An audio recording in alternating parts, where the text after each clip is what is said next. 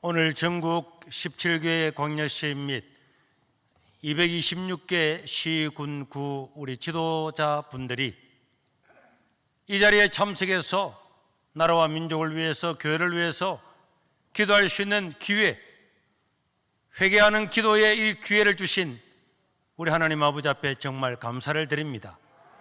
여러분, 우리가 우리 마음에 기도할 마음을 주고 회개할 마음을 주신 것은 하나님께서 우리를 망하지 않게 하시고 살 수 있는 기회를 주신 줄로 믿습니다.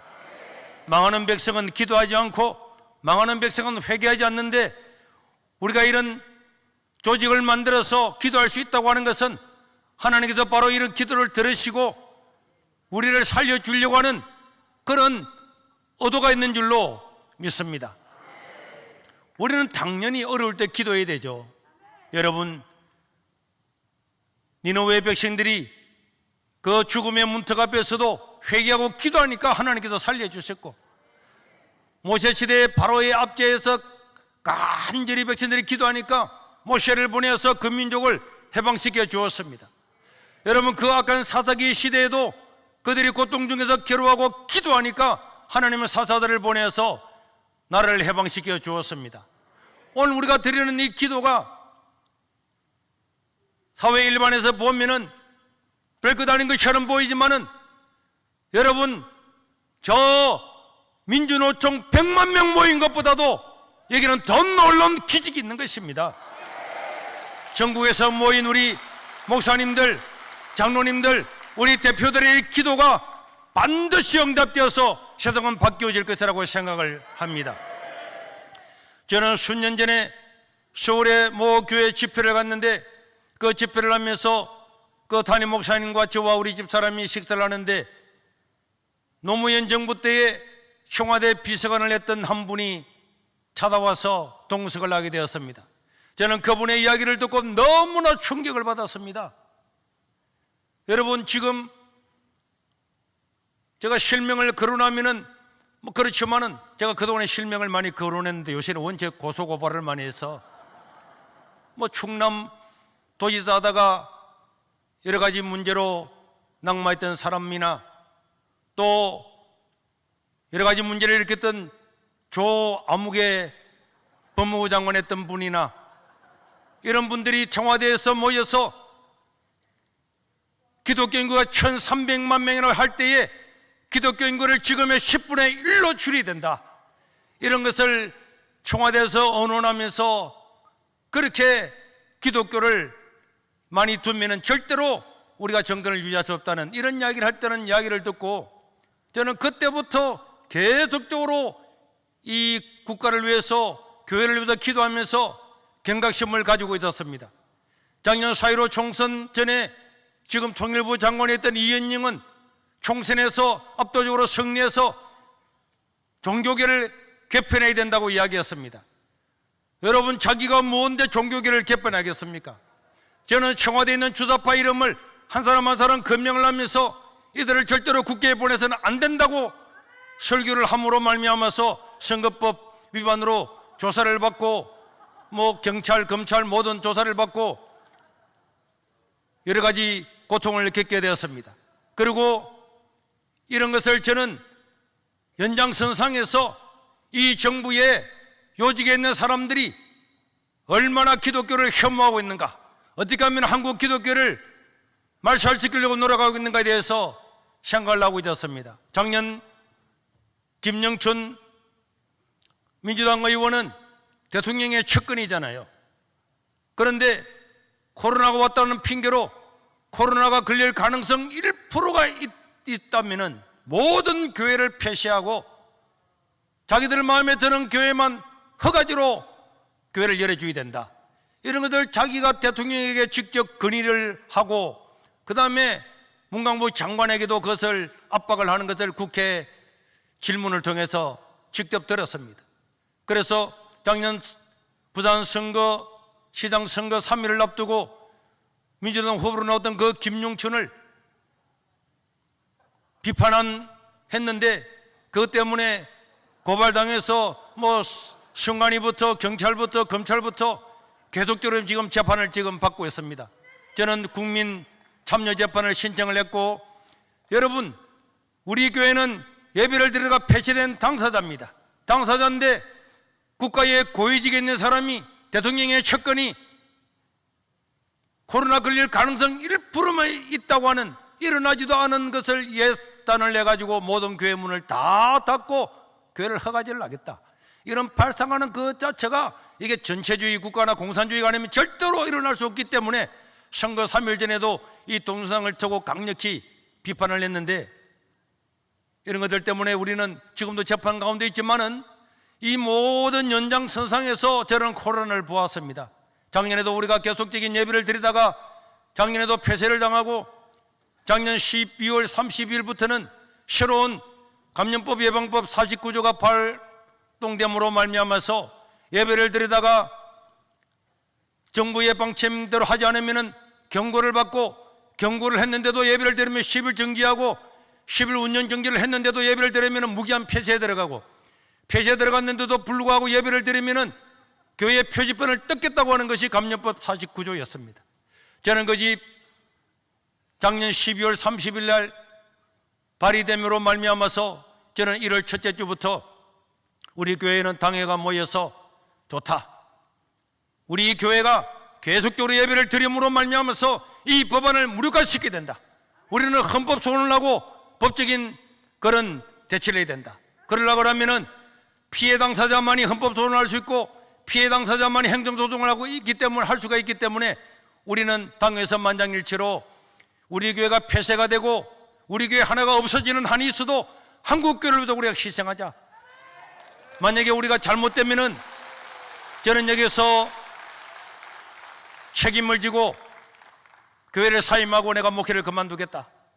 우리는 우리 교회 하나가 없어지는 한이 있어도 이 불법적이고 악법적인 이 정부와 당에서 싸워야 되겠다.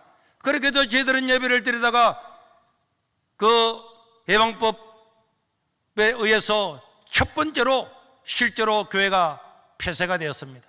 교회가 폐쇄되고 난 다음에 전국에서 많은 분들이 와서 지지도 해주고 그랬지만은 모든 공중파, TV나 라디오, 모든 언론에서 우리 교회를 완전히 극으로 몰아가고 우리에게 고통을 주었습니다. 서울에서 5명도 모이지 못하는데 여기서 1000명이 넘는 사람이 함께 예배드리는 광경을 보고 완전히 우리를 매도했습니다. 그러나 여러분, 우리는 여기서 굽히지 아니하고 교회가 폐쇄됐음에도 불구하고 저 잔디밭에서 추운 한겨울에 하나님께 예배를 계속적으로 드렸습니다. 그런데 놀라운 것은 우리는 아무리 교회를 폐쇄하고 정부가 압박을 해도 우리 세계로 교회 교인 한 명이라도 남아있는 날 동안에는 반드시 우리는 대면 예배를 드릴 거다, 이렇게 해나갔는데 놀라운 일이 일어났습니다. 그렇게 정부가 우리를 잡아먹으려고 쓰나미처럼 모든 언론을 동원해서 욕을 했는데 그 다음 날이 되니까 잔디밭에서 예배를 드리고 눈이 오나 비가 오나 우리 예배 드릴 거다 현명을 나오고 난 다음에 전국 각지에서 다 일어나서 우리도 예배 드리겠다, 예배 드리겠다, 예배 드리겠다 하니까 정부에서 깜짝 놀라서 그 다음날 청와대에서부터 지시가 내려와서 세계로 폐쇄를 빨리 풀어라. 그래가지고 공무원들이 찾아와서 예배를 드리라고 통사정을 했습니다. 우리는 계속적인 예배를 드리겠다고 그랬습니다. 너희들이 법률을 정한 것처럼 헌법도 아닌 법률도 아닌 그냥 명령을 가지고 교회를 폐쇄하고 10월 유신보다도 100배나 더 악한 법을 가지고 이렇게 교회를 폐쇄하는데 한번 해봐라. 그랬더니 그들이 목사님, 세계로 교회는 몇 명이 모이든지 우리가 관여하지 않을 거니까 예배만 드리달라고. 그래서 예배를 드리게 된 겁니다. 저희들은 그래서 매주 2,500명이 넘는 사람들이 모여서 식사를 하고, 다른 교회는 뭐 밥도 뭐 통성기도도 못하는데 우리는 그대로 다 했어요. 매일마다 식당을 열어서 당연히 식사는 날 뿐만 아니라 약한 사람들 다 불러 모아서 식사 대접을 지금까지 해왔습니다. 그런데 놀라운 것은 MBC 같은 저런 TV도 그렇게 우리를 공격을 하더니 아니 2,500명이 밥을 먹는 그런 것들을 다 준비하고 나눠주는 걸 다 보면서도 저는 또 그날 저녁에 난리가 날 줄 알았는데 TV에는 세계로 교회는 방역을 잘 지키고 있다고 이렇게 나오더라고.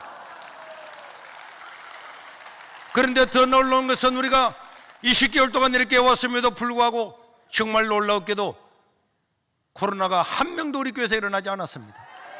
저는요, 확률적으로 따지면 당연히 일어난다고 할지라도 우리는, 여러분, 코로나 걸리는 게 뭐 우리 잘못입니까? 우리는 방역을 철저하지만 걸리면 어쩔 수 없는 거고, 그거는 우리 책임이 아니죠. 국가가 책임을 져서 방역을 해야 되는데 왜 우리한테 그걸 맡깁니까?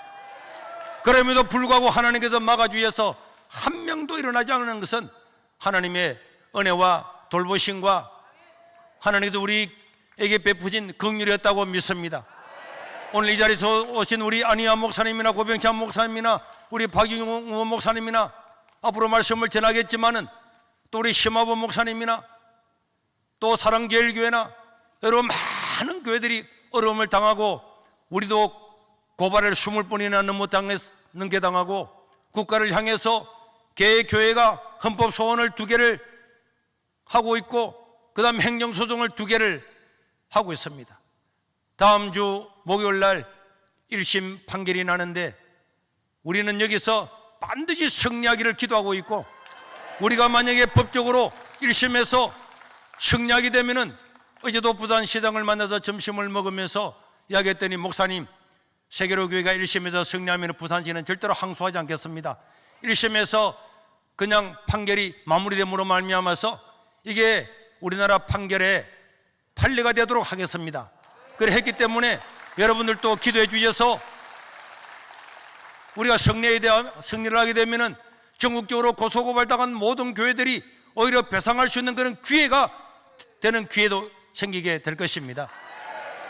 그러나 만약 우리가 진다고 할지라도 우리는 원래 계획대로 2심, 3심 대부분까지 가서 반드시 헌법소원까지 가서 이거는요 누가 보더라도 법리적으로는 우리가 승리할 수밖에 없는 겁니다. 우리 하나님께서 우리를 긍휼히 여겨 주시던 것처럼 우리 한국교회를 긍휼히 여겨 주고 또 이 코로나 시대에 1만 개의 교회가 사라졌습니다. 이런 안타까운 일이 있는데 1만 개의 교회가 사라지고 수많은 목회자가 일용직으로 나가고 택시 운전을 하고 대리운전을 하고 우리 대한민국에 한 번도 없는 일들이 일어났는데 이것을 안타까워하지 않는다면 어떻게 우리가 한국교회가 하나 됐다고 말할 수 있겠습니까? 우리 교회 하나가 살아났다고 해서 작은 교회가 1만 개나 주고 150만 명의 성도들이 어디로 간지도 모르고 사라졌는데 안타까워하지 않는다면 우리는 정말 이 시대를 살아간 것을 부끄럽게 말할 수밖에 없을 것입니다. 수많은 악법들이 있습니다. 반드시 기도하고 철별해야 됩니다. 이런 것들이 통과되면 한국교회는 미래가 없고 우리의 청소년들은 전부 다 이 악법 아래에서 하나님을 믿지 못하는 그냥 지옥의 길로 떨어질 수밖에 없기 때문에 오늘 이런 기도를 통해서 유튜브나 방송이나 오늘 여기 모인 사람들 한 사람 한 사람이 이런 기도를 계속적으로 견지해 나간다면 하나님은 니네의 백성들을 긍휼히 여기고 이스라엘 백성들을 긍휼히 여기고 사사기 백성을 긍휼히 여기고 엘리야 시대에 긍휼히 여긴 것처럼 하나님 역사가 나타날 줄로 믿습니다. 우리의 기도가 나라를 살리게 될 줄로 믿습니다. 이 자리에 오신 여러분, 방송으로 청취하는 여러분 모두에게 다시 한번 이 기도의 열기가 온 세계에 이 나라에 전파될 수 있도록 다시 한번 간곡히 부탁하고 또 이게 참여하신 여러분들에게 진심으로 환영의 말씀을 드리는 바입니다. 감사합니다.